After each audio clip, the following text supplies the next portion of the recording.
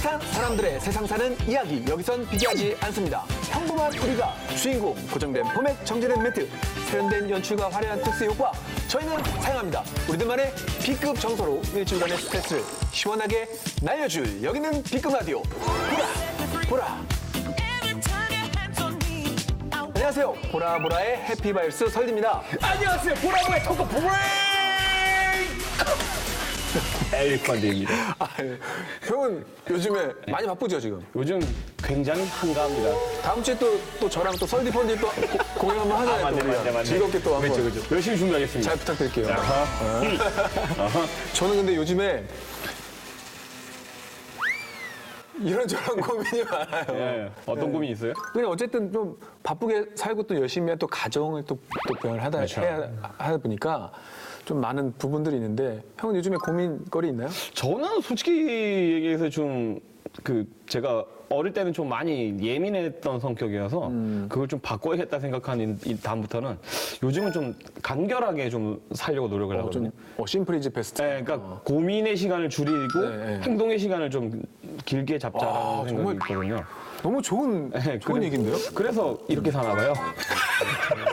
그래서 그렇게 계속 살아도 될 것 같아요. 형은 너무 열심히 사니까. 그 오늘 네. 우리가 약간 좀 야. 어려울 수도 이게 있고 좀 그쵸. 무거울 수도 있는데 네, 사실 그렇습니다. 그냥 보시는 분들이 뭐 예능적인 접근을 저희가 해야겠지만 좀 더 정보 그리고 어떤 우리의 주변을 돌아보자는 마음으로도 좀 접근하셔도 좋지 않을까 그렇죠. 생각합니다. 현재 좀 마음이 좀 무거우신 분들을 위해서 네. 저희가 좀 진실하게 좀 네. 진솔되게 토크를 하면서 네. 또 어떤 좀 예방법이 있는지 지금 알겠습니다. 현실을 어떻게 또 좀 받아들여야 되는지에 대해서 좀 얘기를 나눠보면 네. 좋을 것 같습니다. 그래서 오늘은 자살 예방 특집으로 함께 하겠습니다. 자, 오늘 보라보라를 찾아준 특급 게스트 두 분. 반갑습니다. 어서 오세요. 안녕하세요. 반갑습니다. 네. 반가운 한 분 계십니다. 아, 너무 반갑죠. 제 전임자. 비정규직 대 전임자. 전임자라뇨. 특별 게스트로 그냥 오셨어요. 선배님. 근데 제가 보라보라 2회 제가 녹화를 했었거든요. 네. 그때 정말 우리 설디 씨가 네. B급이었어요. 네. 근데 지금은 A급으로 바뀐 것 같아요. 아예 아닙니다. 아예 A급으로 바뀌면서 B급이 또 오셨네. 여기 뭐 다 한 통속이야? 오늘 이거 주제를 바꿨으면 오늘 난리 났을 것 같아요. 사실 주제 바꿨으면 저쪽에서 싸우고 난리 났을 것 같은데 일단 소개하지 마시고요. 먼저 소개해주세요. 네, 소개 부탁드리겠습니다. 예, 강릉 춘천에서 지역사회 정신건강복지센터에서 일을 했었고 네. 지금은 경기도 지역사회 전환시설 우리마을에서 일하고 있습니다. 네, 황정우입니다. 네, 반갑습니다. 네. 네, 그러면 됐고요. 이제. 아, 우리 형님 또 큰형님 얘기 안 할 수 없죠. 네네네. 정말 큰 형님이죠. 네. 아니 왜냐면 저는 얼굴 큰 특집인 줄 알고 왔어요.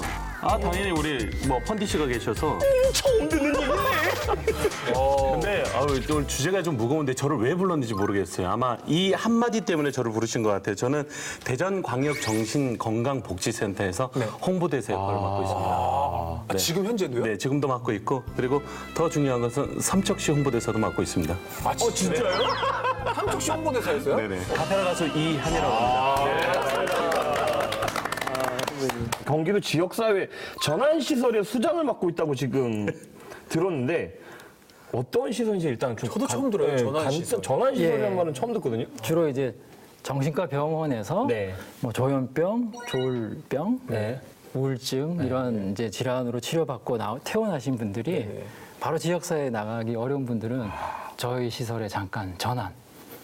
중간 과정을 거치는 거죠. 아, 그러니까 약간의 뭐 적응을 하실 수 있는 그런 프로그램들이 있는 거죠, 그러면. 집중적인 단기 재활 훈련을 하고 있는. 그러면 형님께서는 지금 이런 정신건강복지센터의 홍보대사로 계신 거예요? 네. 홍보대사가 있어요. 난 그러니까 이게 무슨 어떤 홍보를 하고 계신 거예요? 그러면? 사실은 뭐 특별한 홍보라기보다는 이제 다양한 분야의 강사들이 모여서 거기에는 이제 캘리그라피 작가도 있고 진짜. 그리고 거기는 명 MC도 있고 거기는 이제 공연자도 있고 이제 공연자의 한 사람으로서 아, 그러니까 선생님처럼 전문적인 분이 있고 형님처럼 거기에 이제 거기서 프로그래밍을 될 수 있는 부분들에 대해서 네. 대부분은 이제 오시는 분들 이제 공연으로 힐링하는 프로그램. 그렇죠. 힐링 프로그램. 아, 그렇겠네요. 방금 강의를 하시다가 컨택이 됐다고 하셨잖아요. 어떤 강의를 하셨어요?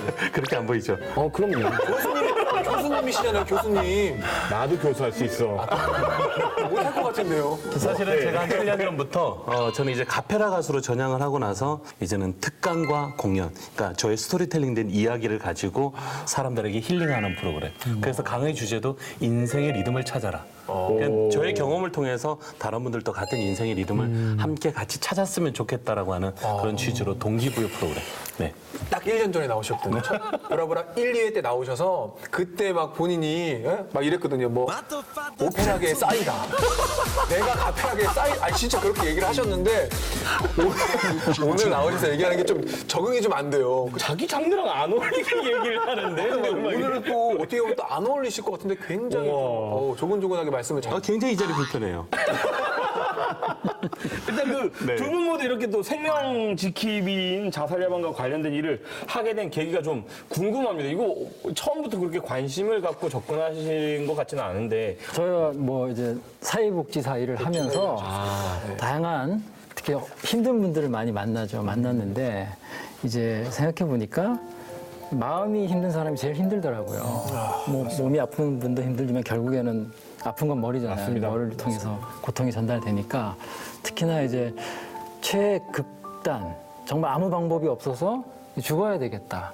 그런 생각하는 분들이 아마 이 사회에서 가장 힘든 분이 아닌가 생각이 들어요. 그래서 그런 분들에게 좀 도움을 드릴 일이 없을까. 뭐 계기라고 하면은 그런 생각으로 일하고 있습니다. 한 6년 전인가 제가 한번 공연 섭외를 한번 받아서 간 적이 있어요. 타이틀을 보니까 자살 방지 콘서트더라고요. 저 몰랐어요. 그런데 자살 방지 프로그램의 공연이 그 포커스에 맞춰져 있지 않더라고요.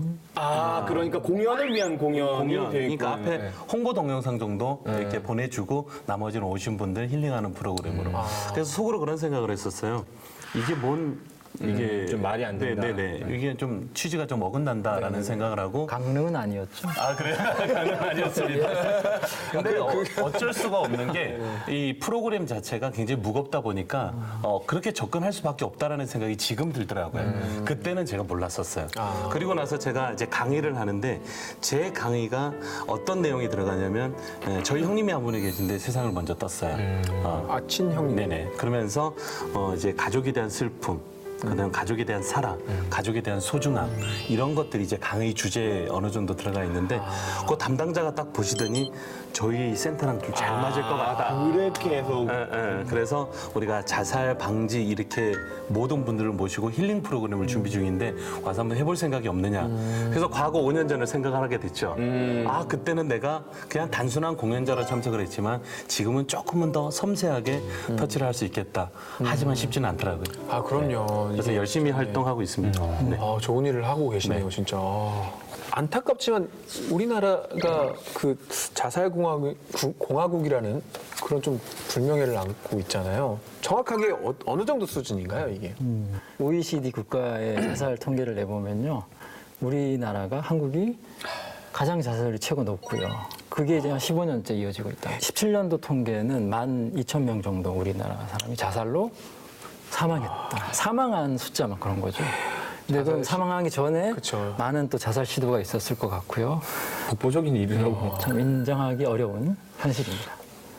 그러면 전문가의 눈으로 봤을 때는 가장 큰 문제가 뭐라고 생각하시는 건가요? 이제 여러 가지 뭐 이유를 댈 수 있겠지만 그냥 저는 이렇게 생각합니다. 이제 우리나라 워낙 잘 살게 됐잖아요. 그렇죠. 네. 경제적으로, 그렇죠. 물질적으로. 네, 물질적으로. 너무 갑자기 맞습니다. 네. 잘 살게 된 건 좋은데 이제 그 물질적으로 잘 살게 되면서 상대적으로 정신적인 풍요가 쫓아가지 못했어요. 맞습니다. 그 갭이 너무 큰 거죠. 네. 네. 그 상대적인 박탈감이 더 많은 것 같고요. 그래서 많이들 이런 또 극단적인 생각을 하는 분들도 많이 생기는 거 아닌가 저는 그렇게 생각이 됩니다. 가파르게 경제 성장도 하고 많은 문화적 혜택도 그렇고 많이 좋아졌지만 거기서 또 낙오하고 도태되시는 분들이 있는 거잖아요, 사실은. 거기에 또 혜택을 받으시는 분들도 계시지만 그렇지 못한 분들이 사실 이렇게 좀 안타까운 이런 문제들까지 이어지는 거기 때문에 오늘은 그런 얘기들을 계속 쭉 이어나갔으면 좋겠고 MC로서 저는 개인적으로 오늘 이 프로그램 하면서 뭐 무겁다만 하지 말고 그냥 오히려 무거운 부분을 다루고 있지만 좀 더 현실적으로 작은 도움이라도 어떻게 마음에 조금 위로라도 드릴 수 있는 그런 오늘 시간이 됐으면 좋겠다는 생각이 지금 하면서 들거든요. 그래서 많이 좀 도움 부탁드리겠습니다. 네. 저는 계속 예능 할 겁니다. 아유, 좋아요. 계속 예능 할 겁니다.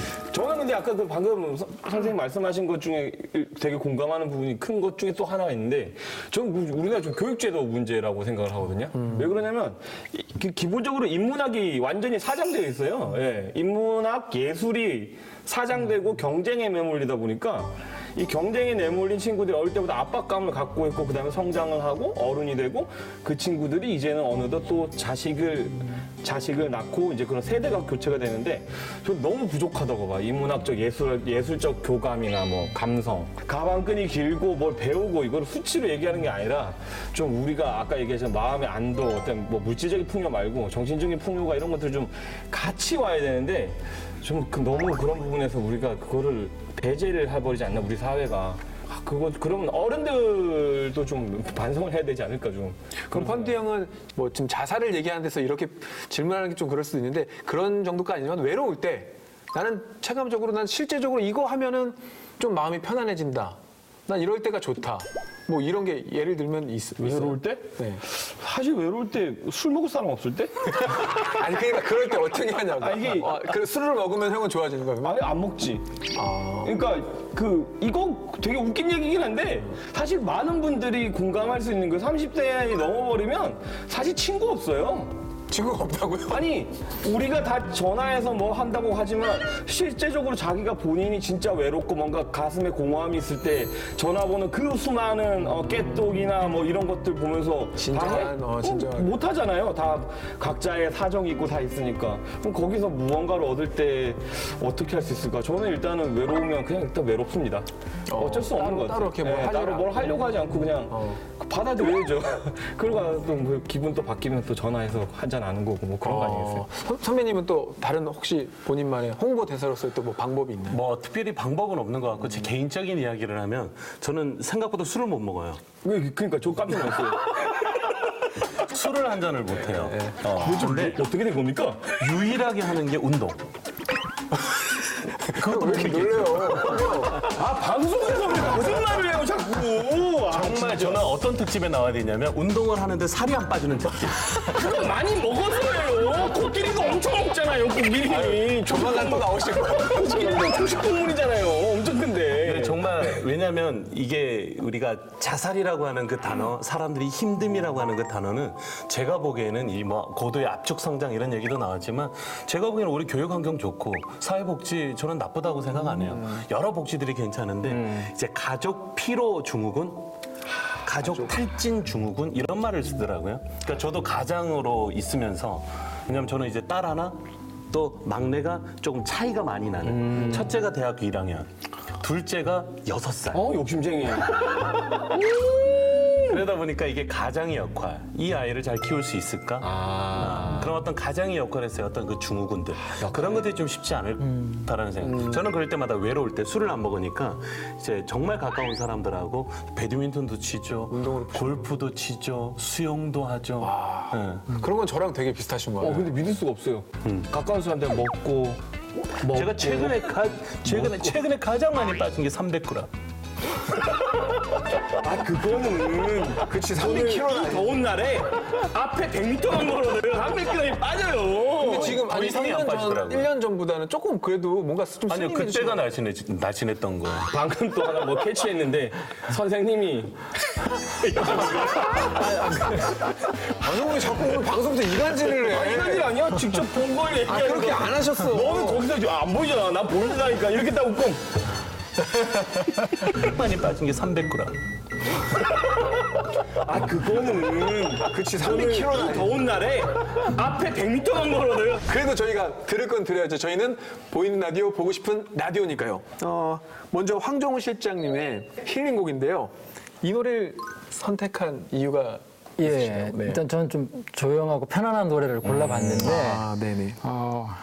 인생의 선물이라는 제목의 노래고요. 네, 좋습니다. 네. 한번 들어보시면서 네. 이 노래에서 나오는 인생의 선물이 두 가지가 있거든요. 그게 무엇인지 가사를 한번 생각해 보시면 들어보시면 어떨까. 알겠습니다.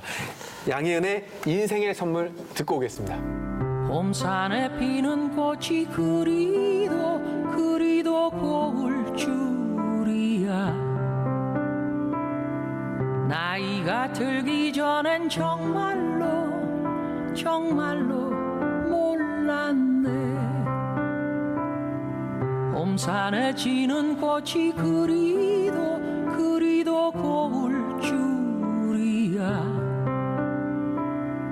나이가 들기 전엔 정말로 생각을 못했네. 지금 저희가 양희은 선배님의 그 인생의 선물을 듣고 왔는데 아까 노래 듣기 전에 선생님께서 두 가지 있다고 했는데 저희는 느낌적으로는 알겠지만 이거를 시청자분들께 표현하기는 되게 좀 어려운데 선생님께서 설명을 좀 설명을 해주시면 예, 두 가지인데요. 두 가지가 있어요. 네. 하나는 이제 나이가 들어가면서 얻어지는 성숙함. 가사에 이런 게 있어요. 이 젊은 시절로 다시 되돌아가겠느냐라고 묻는다면 나는 싫다. 그러니까 안개 속 같은 젊은 시절은 싫다.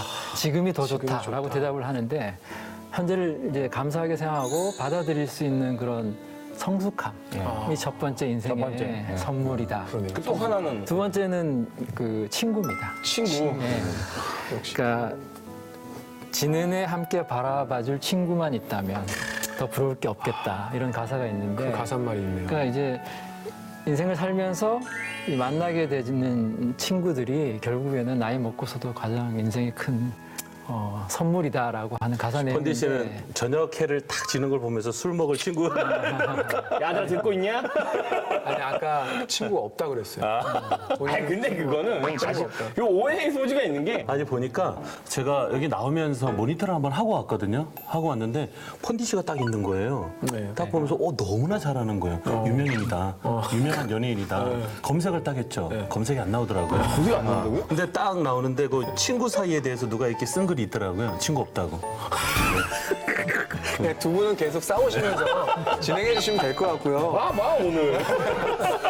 근데 어쨌든 이렇게 정말 처한 상황이 너무 힘들고 어려워도 스스로 이렇게 극단적인 선택을 하는 이유에도 되게 다양하다고 들었는데 어떤가요? 자살의 이유를 딱 한두 마디로 얘기하기 참 어렵죠.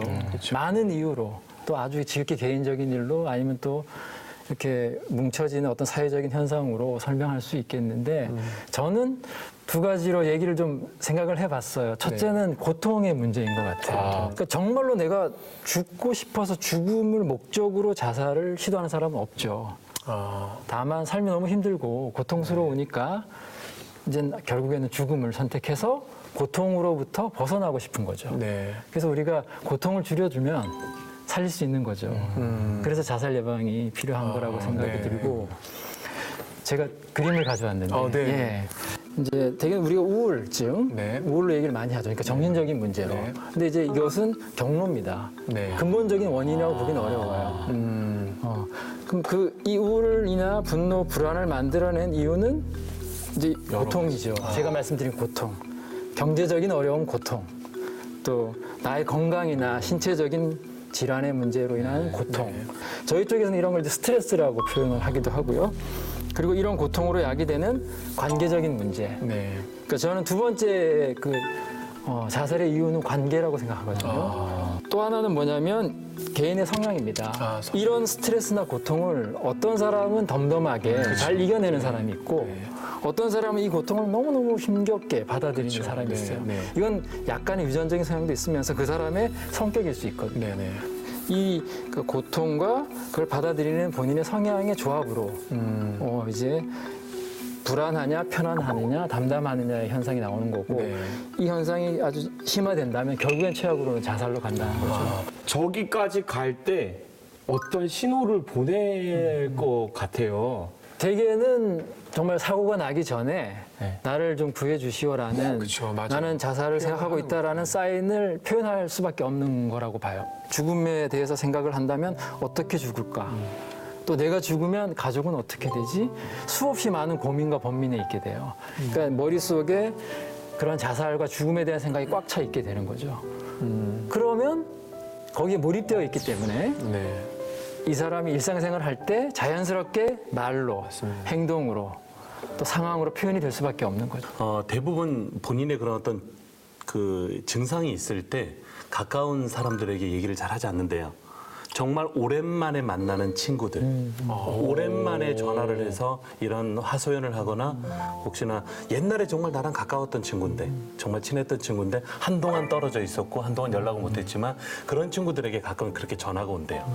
그러면 그게 어느 정도는 전조 증상에 가깝다고 하더라고요. 그건 무슨 심리에서 그렇게 되는 거죠? 정확히는 잘 모르겠어요. 아마 옛날에 과거에 대한 의지? 좋았던 시간. 그 참 내가 그러니까 좋았던 생각들을 이렇게 푸념하고 하는 것들, 나는 왜 지금 이렇게 살고 있느냐, 과거로 돌아가고 싶다라는 그런 얘기를 좀 많이 하고 있다고 하더라고요. 연예인이나 유명인이 자살할 경우에 그 베르테르 효과라고 해서 이제 그런 부분들 어느 정도 그 효과를, 그 효과가 아니라 뭐라 그래야 되죠? 그 영향을 미친다 그래야 되나요? 제가 그런 통계를 한번 본 적이 있는데, 예를 들어서 그렇게 목숨을 달리한 그 분의 그 지인의 가까운 사람이 한 5명에서 10명 정도는 그 이제 테두리 안에 들어간대요. 하지만 유명 연예인도 본인이 너무나 사랑하고 좋아했던 사람이기 때문에 똑같은 영향을 받는다고 해요. 그래서 그게 재발할 수 있는 확률이 다른 사람들보다 42%가 더 크대요. 42%요? 네네. 그러니까 저희가 흔히들 그 즐거움도 그렇고 행복함도 그렇고 이게 바이러스처럼 전파가 되고 웃음도 그렇지만 이 자살이라고 하는 이런 좀 우울한 이런 부분들도 이게 좀 전파가 된다라는 수치가 이제 통계적으로 있는 거잖아요. 어쨌든 그런 부분이 예.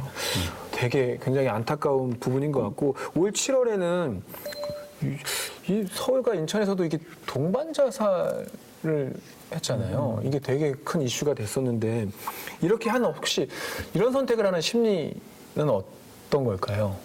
관계거든요. 사실은 네.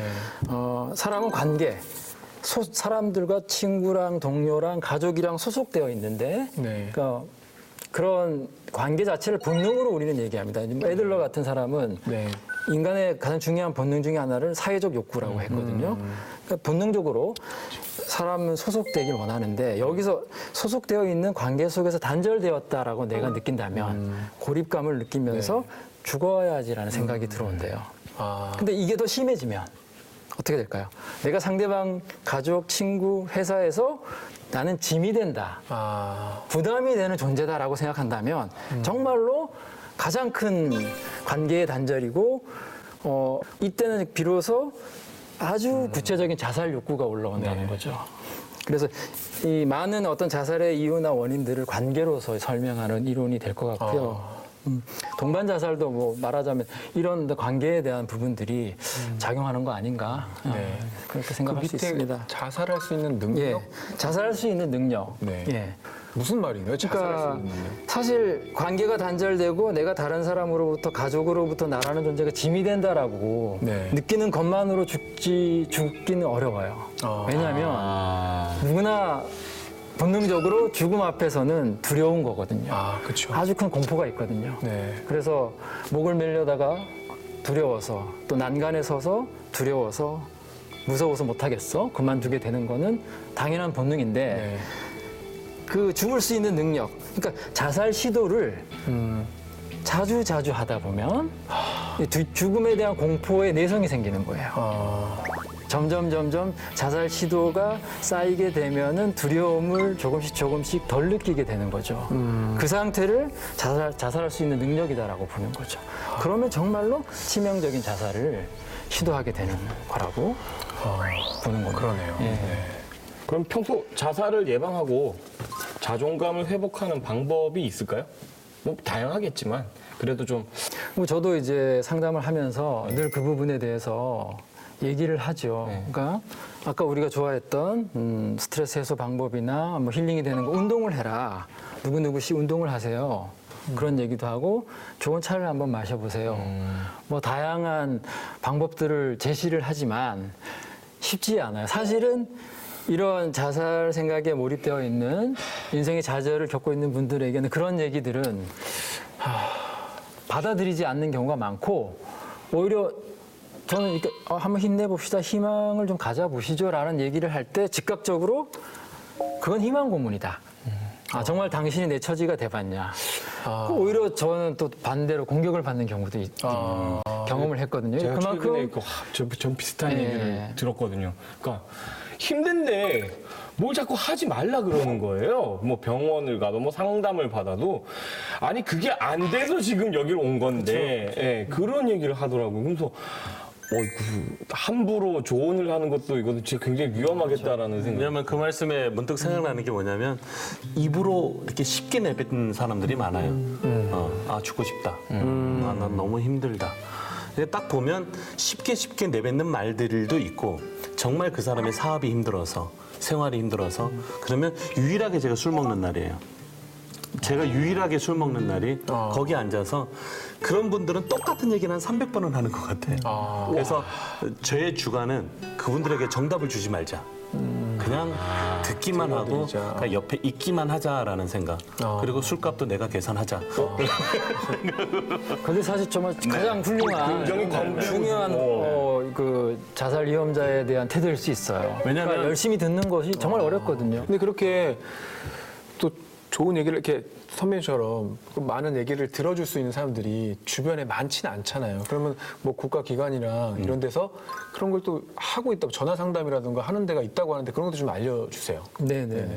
그 각 시군별로 있어요. 정신건강복지센터, 정신건강. 또 자살예방센터에서 주로 이제 이런 상담을 하거나 네. 하고 있고요. 요즘은 129 전화, 또 1577-0199, 네. 또 번호가 이제 통일됐습니다. 네. 1393 이런 자살 예방 전화가 네. 이런 라인이 이제 가동이 되고 있어요. 그래서 24시간 힘들 때 전화 상담 하실 수 있고 또 말씀드린 센터 같은 곳은 직접 이제 만나서 대면으로 상담을 하시거나 아주 위기 상황에서는 경찰과 같이 또 119랑 같이 출동을 하는 그런 서비스도 있습니다. 아, 그렇게까지. 제가 운전을 하다 보면 고속도로 이 현수막이 하나 있거든요. 네, 네. 봄은 꽃으로부터 졸음은 휴식으로부터 이런 글귀가 있더라고요. 그게 라임이 너무 좋아서 봄은 꽃으로부터 생명의 전화는 1588-9191로부터 이런 식으로 제가 멘트를 쳤던 기억이 있어요. 그러니까 뭔가 조금 이렇게 외우기도 좀 편안하고 일단은 와닿을 수 있는 전화번호가 되어야 되기 때문에 그리고 상담 청소년 상담 전화도 있다라고 해요. 그러니까 1388을 통해서 24시간 상담이 가능하다고 합니다. 네. 요즘 이런 전화번호가 종류가 많죠. 그래서 굉장히 많아요. 그냥 외우기 힘들면 129만 119를 통해서 요 말씀하신 전화가 다 연결이 되게 돼요. 희망의 전화 129를 통해서. 네.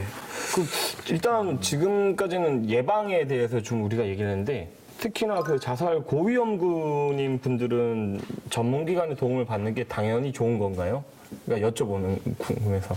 자살 고위험군이라고 이제 가장 대표적으로 얘기할 수 있는 네. 분들이 제가 지금 일하고 있는 정신질환이 있으신 분들, 네. 만성적으로 정신질환이 있으신 분들, 조현병과 같은 질환이 있으신 분들은 사실 이런 분들이 범죄율은 일반인보다 떨어지거든요. 실제로는. 아, 그래요? 그런데 자살 위험은 일반인들보다 8배나 높습니다. 8배요? 정신질환이 있는 분들이 사실 가장 취약한 자살에 노출되어 있는 분들이에요. 그런 분들이 있고 또 몇 년 전에 강원도에서 이제 어르신들도 자살에 많이 노출되어 있죠. 그래서 한 15,000명 정도의 강원도에 계신 어르신들을 조사를 했었어요. 네. 그랬더니 어르신들 중에 혼자 사시는 어르신, 독거 노인이 가장 자살 생각이 많았고 또 그 중에 남자 할아버지, 독거 할아버지가 가장 심각한 자살 생각이 많았고요. 또 그 중에 습관적으로 음주하시는 분들, 이 가장 이제 자살 위험이 높았어요. 습관적으로 음주. 조심하셔야죠. 아니, 전 먹고 싶을 때 먹어요. 그리고 독고 그러시네요. 그러시네요? 저한테 그렇게 하신 말씀이에요? 아직 결혼 안 하셔서. 자격증 있어요? 선생님 아니죠? 아, 진짜. 왜 섭외를 희한하게 해, 진짜. 그러시네요. 그런 뜻이 아니고. 혼자 계시네요. 혼자 계시네요. 아, 참네. 어쨌든 남자들이 좀 사실은 저도 남자지만 취약합니다. 뭐 이유가 따로 있나요? 외로운 거죠. 외로움. 네. 그러니까 사실은 제가 저도 좀 젊었을 때 결혼을 했죠. 27 되던 해에 결혼을 했으니까 그때는 조금 뭔가 남자가 힘이 있다라고 생각해서 조금 더 이제 좀 강하게 나가는데 요즘 이제 조금씩 제가 결혼 생활을 하고 20년 정도 지나니까 조금씩 그게 역전이 되는 것 같아요. 그리고 나서 이제 제가 조금 더 시간이 지나고 예를 들어서 제가 또 혼자 또 있다라고 하면 그게 감당하기 좀 쉽지는 않을 것 같다는 생각이 들어요. 외로움. 벌써요? 그럴 나이가 벌써 오늘 그럴 나이는 아니신 것 같아요. 그럴 나이가 됐 벌써 안 남았어요? 혹시 이제 이렇게 이런 부분에서 좀 안 좋은 방향으로 흘러갔을 때 본인은 그렇지만 이제 또 가족과 또 남아있는 또 뭐 친구라던가 그런 트라우마들이 있을 거 아니에요. 그런 거에서도 좀 정신적 뭐 상담을 해주시거나 어떤 치유의 방법들이 있을까요? 그렇죠. 네. 당연히 이제 그 가족이 자살을 겪은 또 다른 가족은 죄책감을 많이 느끼죠. 내가 왜 미리 도와주지 못했을까? 네, 맞습니다. 그 심리적 부검이라고요. 가족들에 대한 이제 자살 사망자의 가족들을 조사를 해보면 평소에 그런 이제 자살 위험에 대한 사인을 흘렸음에도 불구하고 미처 알아차리지 못한 경우가 되게 많아요. 그러니까 그걸 알아차리지 못했다는 것에 대한 죄책감도 많고 또 상당한 거기에 대한 트라우마가 있죠. 그래서 그런 부분들을 시간 속에 잘 이렇게 네. 묻어야 되는데 잘 묻지 못하면 내가 힘들 때 불쑥불쑥 이제 묻혔던 게 튀어나오죠. 그래서 유가족도 같은 뭐 정신적인 고통을 겪고 또 자살 위험에 노출될 수도 있는 거예요. 그래서 그 심리적 부검이라고 말씀을 하셨는데 그 심리적 부검을 하는 이유는 뭐 범죄에 의해서 이제 사망한 사람들을 신체 부검을 하는 것처럼 네. 원인을 찾는 것처럼 자살의 원인이나 다른 예방 방법을 찾기 위해서 이제 국가적으로 하고 있습니다. 그러면 가족들에게는 어떻게 보면 2차적으로 고통을 주는 게 아닐까라는 저는 그런 심리적 부검이. 심리적 부검을 함으로써 예. 가족들이 상상을 하게 하고 생각을 하고 거기에 대한 죄책감을 계속 느끼는데 그 과정을 꼭 가족들에게 줘야 되나 이런 생각이 사실은 그걸 힘들어하는 분은 안 하는 게 맞겠고요. 근데 전문 요원들이 훈련된 요원들이 그러니까 더 상처받지 않게, 그러니까 아까 말씀드렸듯이 잘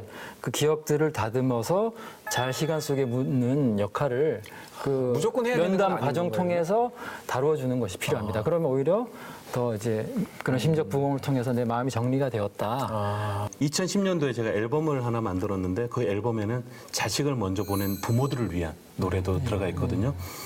그래서 콘서트를 자식을 먼저 보낸 부모들을 위한 그 가족들을 위한 콘서트를 한번 해본 적이 있습니다. 정말 많이 슬펐어요. 너무 슬펐어. 너무 슬퍼서 안 되겠다. 에라 모르겠다. 즐거운 노래 불러주자. 이분들에게도 희망이 필요하다. 근데 너무 잘 노시는 거예요. 그 사람들은 자식을 먼저 보내놓고 가족을 먼저 보내놓고 죄인처럼 살아가는 사람들이거든요. 그러니까 대인기 비즈니스 생길 정도로 사람을 거의 만나지 않는 사람들이 거기서 크게 웃을 수 있었던 이유가 그 자리에 앉아 계신 분들은 다 인생의 리듬을 함께하는 분들이기 때문에 가능하겠다라는 생각이 들더라고요. 그래서 저는 오히려 이 트라우마는 그 고통에 있는 사람들의 커뮤니티를 좀 많이 활성을 해주고 사실은 저는 그냥 있는 그대로 봐주는 거 그리고 있는 그대로 그들을 위해서 같이 공감해주고 같이 해주는 그런 역할들이 참 중요하지 않나. 정말로 저도 많이 동의하고요.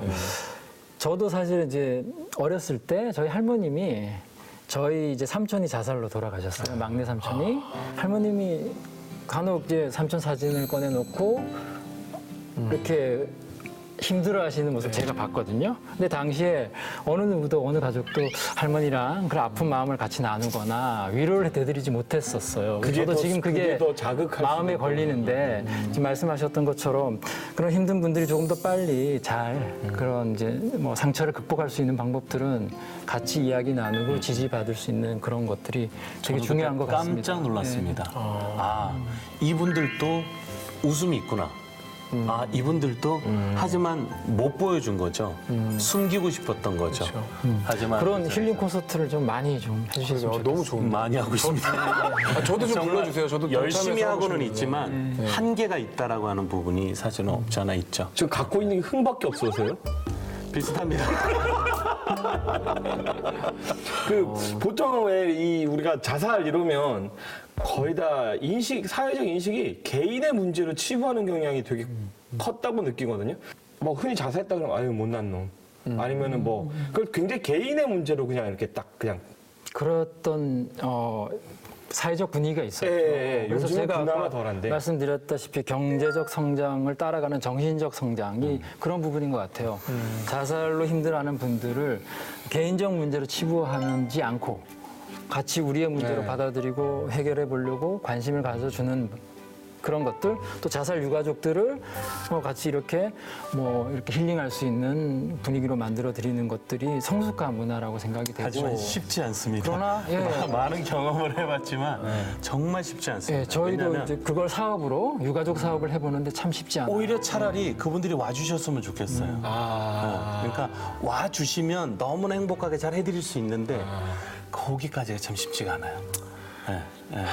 그게 쉽지가 않습니다. 사실 뭐 100%가 될 수가 없지만, 네네. 그러니까 어쨌든 있는 그러니까 그런 능력을 갖고 있는 우리들이 할 수 있는 일들은 어쨌든 한계가 있다고 말씀하시지만 그게 최선의 노력으로 뭔가 하려고 하는 거지, 그걸 한다고 해서 정말 뭐가 치유가 되고 그렇죠. 그런 건 아니니까. 그러니까 오늘 이 자리도 그런 거죠. 네. 저희가 이런 얘기 뭐 저런 얘기 통계부터 해서 다 얘기를 하지만 이게 정말 그분의 어떤 해결책이 될 수는 없는 거죠. 그렇죠. 네, 하지만 그래도 조금이라도 작은 도움이라도 되어 드리고자 이쯤에서 저희 노래 한 곡 더 듣고 가도록 하겠습니다. 김진우의 가족 사진 듣고 오겠습니다.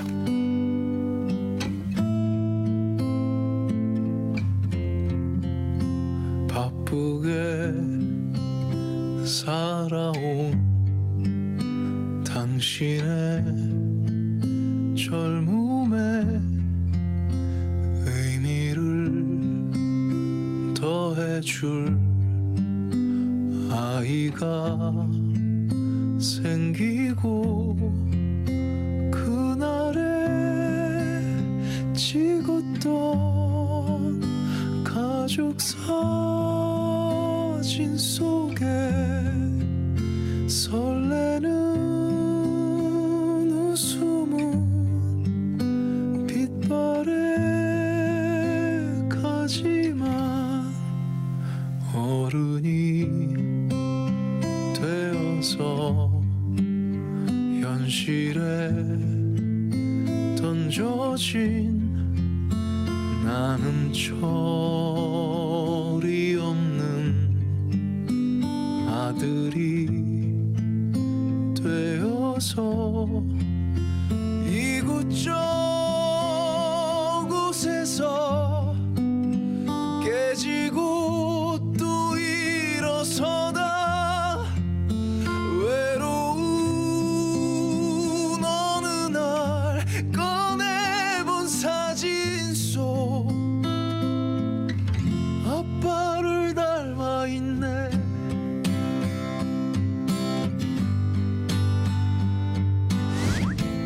어쨌든 두 분 다 이제 자살 예방과 관련된 일을 하고 계신데 가장 보람되고 좀 뿌듯할 때가 있을 것 같아요. 먼저 말씀해 주시죠. 어떤 한 분이 직접적으로 찾아오셨어요. 네. 자기가 죽고 싶었었대. 네. 너무 힘들어서 죽고 싶었대요. 근데 이한 씨 이야기를 듣고 나니까 제 이야기가 별게 아니네요. 희망을 얻었다고. 우리 가족을 위해서 최선을 다해 살아야 되겠다고. 그때가 40대 중반의 어떤 여성분이셨어요. 그럴 때 가장 많이 제가 행복을 느꼈어요. 오늘 보라보라를 보시는 분들도 단 한 분이라도 좀 그런 분들이 생겼으면 좋겠다는 좀 욕심한 그 욕심이 좀 생기네요. 한 소절만 해주세요. 뭐? 한 소절만 해주세요. 그 콘서트에서 하시는 어떤 가장 호응이 있는 호응이 있는 노래는 뭐 엄마는 그래도 되는 줄 알았습니다. 호응이 가장 좋긴 하죠. 왜냐면 제가 그 노래가 이 집의 히트 예상곡이기 때문에. 예상곡이요. 예상곡. 20명곡 해주세요. 근데 그것보다는 저는 이 노래를 가장 좋아하거든요. 양희은 씨의 당신만 있어준다면. 세상 부귀영화도 세상 돈과 명예도 당신이 없으면 아무 소용이 없고. 그러니까 아무리 뭐 돈과 뭐가 다 있다고 하더라도 사실은 당신이 없으면 그 어떤 것도 의미 없다라는 네. 그 가사의 내용이 가장 좋아요. 가장 보람을 느낄 때를 노래로 표현해 주세요. 일본 카메라 보시고 딱 저 눈을 딱 보고 거의 대본으로 안 제가 그대로 할 줄 알았죠? 농담입니다. 네, 가장 보람을 느낄 때. 저도 사실은 이제 말씀하셨던 것처럼 누군가에게 조금이라도 도움이 되는 존재라는 것을 확인할 때가 가장 보람이 되죠. 네. 그래서 사실 제대로 많은 도움을 드리지 못하는 경우가 많아요. 또 어떻게 보면 저희 고객한테 비난을 받기도 하고 그런 경우도 많지만 어쩌다 그때 그 말 한마디 또 나의 어떤 프로그램이나 서비스가 그래도 도움이 됐다라는 한마디가 큰 힘이 되게 하죠. 요즘 뭐 매일 난 힘들다 이러면서 살아가는 좀 낙이 없다고 이렇게 마음의 우울증들을 많이 쌓아두신 분들에게 조언 한 말씀. 네. 저는 계속 오늘 고통 또 관계 얘기를 했는데 사실 이제 우리 삶이 다 고통이잖아요. 힘든 게 더 많아요. 뭐 좋고 즐거운 것도 물론 많지만 사실 힘든 게 많은데 그래서 자기 자신을 좀 다시 한번 조금 멀찌감이 떨어져서 보시고 자기 자신을 좀 더 이렇게 가엽게 생각하는 마음.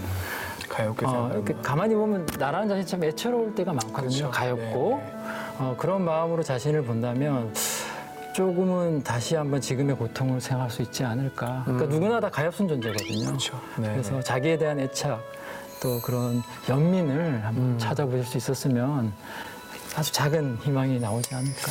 정말 이 조언이라고 하는 것 자체가 할 말이 한마디도 생각이 안 나더라고요. 네. 그 어떤 말도 해줄 수 있는 얘기가 없었어요. 네, 맞습니다. 다만 비전문가로서 그냥 제가 편안하게 말씀을 드린다면 첫 번째 많이 먹어라. 그냥 잘 먹고 왜냐하면 잘 먹으면 그 우울감과 불안감이 그 생기는 그 세로토닌이라는 그 물질이 생성이 안 된대요. 그래서 더 불안해지는 그게 있대요. 그게 나름대로 그게 뭐 이게 호르몬인가 봐요. 그래서 많이 먹고 탄수화물도 많이 먹고 그러다 보면 그런 것들이 좀 저감되지 않을까라는 생각이 있고 혹시나 그런 가족들이 있으면 가족들 그 트라우마가 10년, 20년, 30년이 지나다 없어집니다. 정말 많이 힘듭니다. 네. 그런 상황들을 우리는 꼭 알고 본인을 위해서 조금 더 힘을 내서 잘 먹고 네. 잘 이렇게 운동도 많이 하면서 이렇게 잘 가족들을 위해서 잘 이겨내셨으면 좋겠다라는 생각이 좀 들어요. 네. 본인에게 좀 더 소중함을 가졌으면 좋겠다는 생각이 들고 그리고 저는 이제 강원도의 사나이입니다.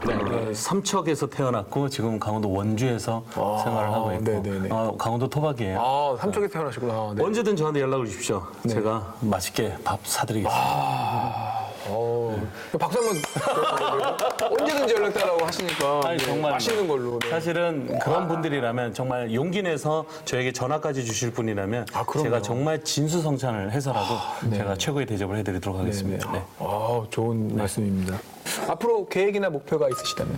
장기적으로 이쪽 일을 좀 더 잘해서 또 고향에 와서 네. 이렇게 가까이 있는 사람들과 일하고 싶고요. 네. 어쨌든 마음의 고통이 있는 분들에게 조금이라도 정신적인 풍요를 드릴 수 있는 일을 열심히 계속하겠습니다. 네, 감사합니다. 네. 형님, 계획! 일단 요즘 제가 새로 만드는 곡이 하나가 있는데 소와 사자의 사랑 이야기. 소와 사제? 사자의 사랑 이야기. 소와 사자. 옛날 소와 사자가 너무나 사랑해서 결혼을 했대요. 아내인 소는 남편에게 최고의 웰빙풀을 뜯어다가 바쳤대요. 사자는 육식동물인데. 너무나 사랑해서 남편 사자는 먹었대요. 남편도 얘 질세라 최고의 사냥을 해와서 최고의 육고기를 뜯어와 아내에게 바쳤다고 하더라고요. 하지만 그 아내는 먹었대요. 왜? 사랑하니까. 하지만 얼마 안 가서 헤어졌다고 얘기는 들었습니다. 이유는 내가 생각하는 배려가 과연 최선일까, 최악일까라는 생각을 해보게 됐습니다. 상대방이 인정될 수 있는 배려를 하자. 그래서 배려라는 주제로 요즘 특강을 또 힐링 특강 프로그램을 만들고 있습니다. 그래서 많은 사람들이 그렇게 상대방이 공감하고 배려할 수 있는 그런 일들을 아주 열심히 좋은 곡과 함께 특강으로 마련해 오늘 가도록 너무 하겠습니다. 멋있으세요. 네, 두 분 다 정말 멋있으시고 선배님 1년 전의 모습이랑 확실히 너무 달라져서 오늘 약간 뭐 준비를 많이 해오신 것 같고 오늘 말씀마다 저는 되게 많이 좀 이렇게 존경스러운 눈빛을 제가 계속 보낸 것 같아요. 저는 오늘 나와줘서 진심으로 감사드립니다. 존경의 눈빛을 여기서 받았다가 여기서 거기는 저랑 다른 길을 가고 계시니까. 네. 내려놔야지. 자, 오늘은 자살 예방 특집으로 함께했습니다. 어떤 위로도 어떤 말로도 저희가 대변하거나 대신해 드릴 수가 없다는 걸 너무나도 잘 알기 때문에 어떻게 정리를 해야 하는지는 모르겠지만 오늘 이 시간 그리고 함께한 우리 뭐 펀디 형부터 두 분과 함께 시간을 함께 했는데 조금이라도 마음의 그 위로와 위안이 되었기를 진심으로 바라겠습니다. 그리고 설비는 진심으로 진정으로 응원하도록 하겠습니다. 힘내십시오. 네. 지금까지 해피 바이러스 설과 함께 B급 라디오 보라였습니다. 다음 주에도 함께 보라!